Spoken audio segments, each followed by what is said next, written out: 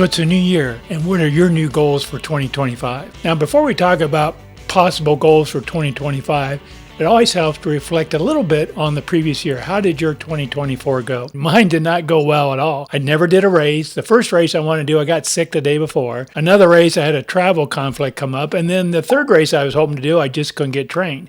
So hopefully 2025 will be a better year for me. And I hope it's an exciting year for you.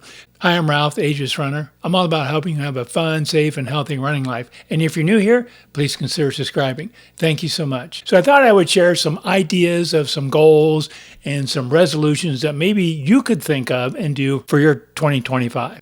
Now, obviously, a top goal or motivation for many runners is to do a race, and that's going to be one of mine this year. But you might think about doing a new distance. Maybe you've only done 5Ks, and you've never done a half marathon. Think about a new distance. Maybe try a half marathon. Or go for the biggie, go for a marathon if you've never done one of those. But pick a race and do a race makes a great goal for your coming year. Now, not all your goals have to be distance or even time related. Maybe you want to set a goal of improving a pace or something, and that's fine. But think about other non-pace or non-distance goals. For example, how many days a week would you like to run? Set a target of running 3 days a week, for example, or so many times a month. I'm going to run 6 times a month.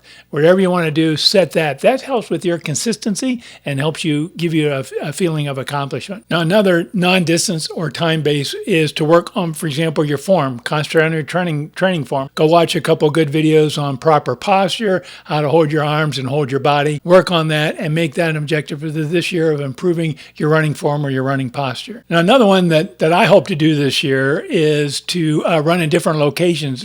For me, 99% of my runs are right here in my neighborhood area. Occasionally I do a trail run, but they're basically right here. And it would not take much effort on my part to go drive to another neighborhood, go drive to another trail and do that. So hopefully 3 or 4 times this year, I hope to run a new location. That kind of creates some fun, makes it more interesting, see new sights. So think about that as a possible goal this year for you. Now, a non-running goal is to maybe volunteer at a race. My daughter's done that. She's volunteered at, for example, the Air Force Marathon. She's volunteered. And some of these races, if you volunteer, they'll give you a free entry into the next year's race. So think about volunteering because they really need volunteers for some of these races, especially some of the bigger major races. Now, distance is always something that can make a great goal, like increasing your distance. I had the goal last year, which I did not meet, of trying to do consistently 10-mile long runs. Do a 10-mile long run every 2 to 3 weeks. I didn't get there. I did 10-mile runs. I did several 10-mile runs, but I never got to that consistency. So think about increasing your distance, and if you do, increase it gradually. Typically 10% a week is the guideline you hear a lot. But maybe achieve a new personal best as far as distance, achieve a longer distance, which will get you ready for maybe a future race. Now, if you're not doing any cross training, 2025 is your year. Start doing some cross training. By cross training, I mean, for example, strength exercises, going to the gym, doing some things at home, or biking or swimming. Do some of that cross training. It makes you work different muscles, helps make you stronger, and run injury-free. It'll help minimizing injury. So think about, if you're not doing cross training, making that a 2025 goal. Running is a very personal thing as far as what we do and how we do it and how we feel about it. So if you're a person who journals, you may just want to start a separate running journal. I used to do a little bit like that years ago when I started running.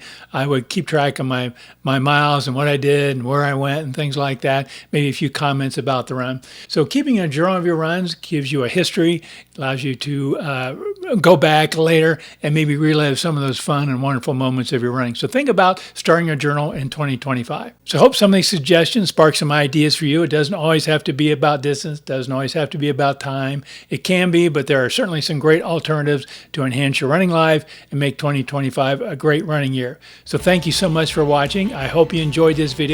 If you did, please give me that like. And if you're new here, please subscribe. Thank you so much for watching. Stay strong and happy running.